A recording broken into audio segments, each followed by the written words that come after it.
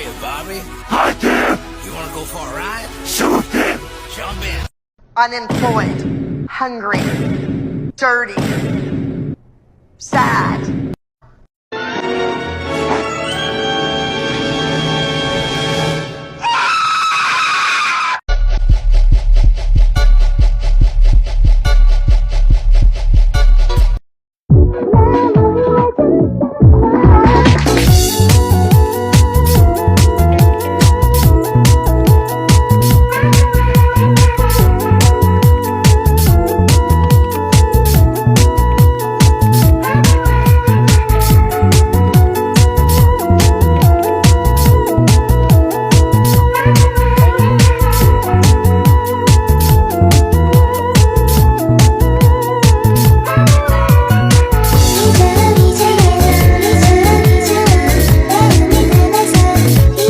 Who put that there? Who put that there? Oh my goodness, I love this question. I think.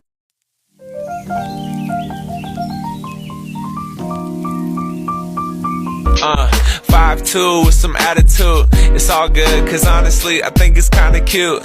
You with me? How could you ever deceive me? The payback's a bitch, motherfucker, believe me. Everybody's saying they need peace, they need love, they need happiness. Bitch, I need 30 bands right fucking now. I think you take things really sensitively, and that's fine. I just need to not make those jokes with you. No, I don't think I think they're just like rude. But to me, it's a joke. To you, it's rude. So I won't make them to you because I mean, I'd rather die hot than live ugly. So if this is gonna take 10 years off my life, I don't care. I don't want to be old anyway. Old people are ugly. Some of those.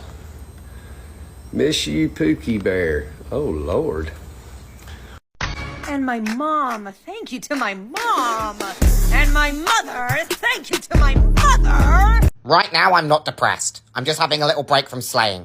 I'm just having a little break from slaying, and then I'm gonna go back to slaying soon. So don't you worry.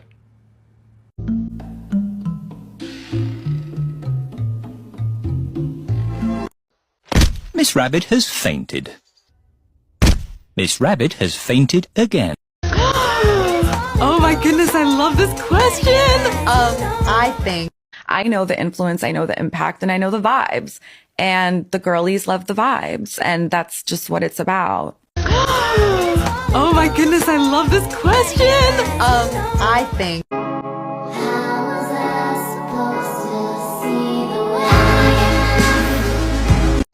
Oh, bitch, you got me fucked up.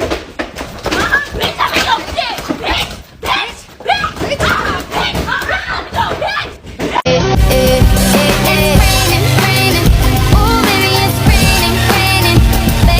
I know. I know. Like, duh. Okay. This is 100% your look, Connie baby. Let's get it. The voices, the fucking voices. Miss Rabbit has fainted. Miss Rabbit has fainted again. I know the influence, I know the impact, and I know the vibes. And the girlies love the vibes, and that's just what it's about. Shredding waves is much more dangerous than people realize. You're very brave, Ken. Thank you, Barbie. You know the saying, easy peasy lemon squeezy? This is stressy depressy lemon zesty. The reason why I'm so emotional, because this is my first time that I've ever performed without any cocaine, without any pill, without any ecstasy. And my mom, thank you to my mom. And my mother, thank you to my mother. Quick!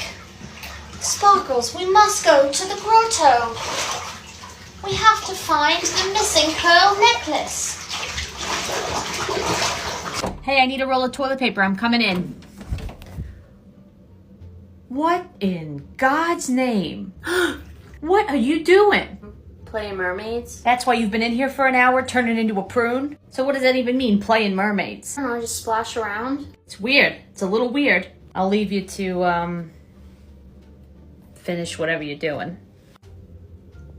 Can someone explain to me why crack cocaine is the most popular drug in Hollywood? I know it makes you skinny, It doesn't make you skinny, it makes you not want to eat food. Like, so many celebrities are, you know, addicted to cocaine and they just love talking about it. I mean, Katy Perry loves singing about it. They all do it. Ariana Ashmonde, I'm sure, as well. There's just so many drugs. You've got shrooms, you've got whatever other drugs there are, weed. Why not meth?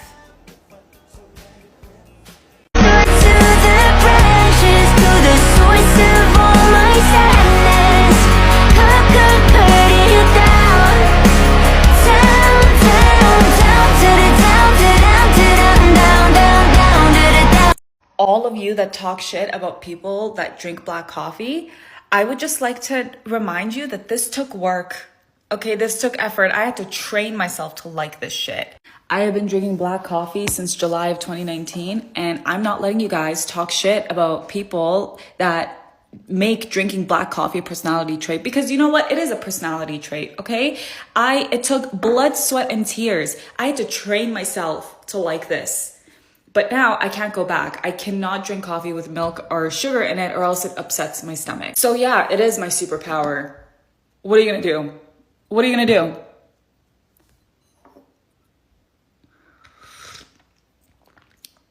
Sneaky psychological facts, part 1.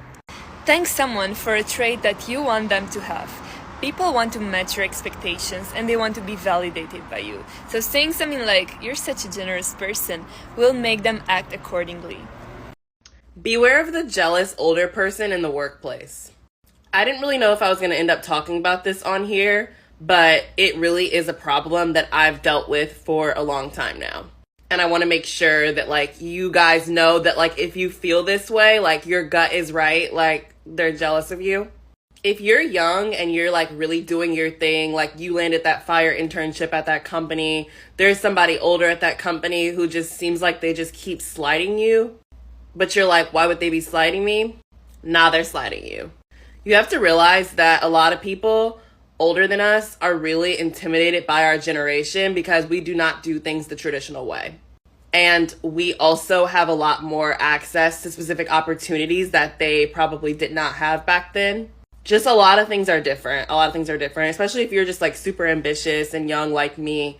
Like, you're just constantly making opportunities for yourself. And sometimes they can see just how far you're going to go and they know it. And it makes them uncomfortable. So they will start belittling you. And it sucks. Like, it really sucks, especially because, like, for me, I personally feel like I have wanted a mentor figure so much in my career, but then I genuinely, like, kind of, like, stopped wanting one. I definitely have a couple, but I think it's been harder for me to make those connections because, like, people don't necessarily want to help me. Because the thing is, for a lot of people, it took so much for them to get to that place. Like, that person that's older than you and slighting you, like, it took so much for them to scrap and put it together and make their life what it is at that point. And sometimes they pass down, like, this struggle mentality of, like, you have to go through all of the crazy bad stuff that they went through in order to get to their point. And if not, they don't respect you. So it's like literally in a way they're like hazing you. Child, it's a mess. But yeah, just beware of it and know that if you feel like that's what you're feeling, it's probably what you're feeling. I've dealt with this for a while. I've had 6 internships and like own my own business, and I used to honestly like try to lower my vibe so that I don't intimidate people because I know how I end up coming off. But like, not anymore. I'm just like, child, they're gonna have to get over it. Like, I'm sorry that I made do with what I have. Like, 5 psychological tips to instantly be more attractive. Part 1. 1. Wear red. 2. Smell good. 3. Take care of your body, head to toe. 4. Dress to your shape. And 5. Talk less. This will make you more mysterious. I will never pass up an opportunity to talk about my ex-plant, so let's get into it. Back in January of 2019, I decided to get implants. I was super flat-chested my entire life, and I just felt like not womanly enough. I felt like a little boy, so I was just like, I need the body of like a woman. I was like 22, and I just like was not feeling sexy. So I got a consultation by a doctor who people that I knew have gone to. Really funny, actually. These have different fonts, so that's also really freaking weird. But anyway, I decided to go with 3 sizes, and the doctor was like, trust me, like I will pick what looks most natural for you when we're on the table. So I was like, I trust you. I really want them to be just small and natural. So out of the 3 sizes that I chose, he chose the largest. The largest. And just keep in mind, like when you're so flat chested and you're trying these on in a sports bra, you're like, yeah, like that looks great. Like, oh my gosh, like it's going to be under my skin. Like they're not going to look that big. You don't really realize what you're picking until they're inside of you. So yeah, I was kind of like shocked by the size of them, but I kind of like just convinced myself like, oh my God, this is all I've wanted like my whole life. Like I love them. I ended up doing 345 cc's on both sides. So yeah, huge. After the first like 2 months, I started rapidly gaining weight, which for me was not normal. If you scroll back to my Instagram in like 2018, sorry, I was twiggy. Like that was my nickname. I was like noodle arms, noodle legs, like super, super tiny girl. Never gained a lot of weight in a single year. And I gained 25 pounds in a matter of like 3 months. It was absolutely insane. I was depressed, had anxiety. My confidence was like literally out the door. But it was all kind of like subconscious. Like I was like, oh, like I finally have boobs. Like boys will like me. Like I feel great. When in reality, I felt like shit. I had left a few workouts to literally throw up because I couldn't make it through the entire workout. Never dealt with anxiety or depression my entire life, and it was so bad. Had my first panic attack in October 2019, and in summer of 2020, I had a phone call with my mom and told her that I felt like I was dying and I didn't know what was wrong with me. I had severe gut health issues. It took me a while to fix all of that. Finally this year, my gut health is immaculate, so good. But yeah, it was really such a struggle. And the problem is the signs and symptoms of breast implant illness are invisible. So my skin was horrible. I still feel like I'm having like some lingering effects from all of that. But yeah, my skin, that was one of the main things. The weight gain, the inflammation that my body was carrying was just not it for me. So yeah, finally I realized like this might be my implants. I had a few friends who had explanted, and one of them was literally like on bed rest, like was so sick from her implants. So I was like, I don't know, like I don't think this is worth it for me. So finally in 2021, I decided enough was enough.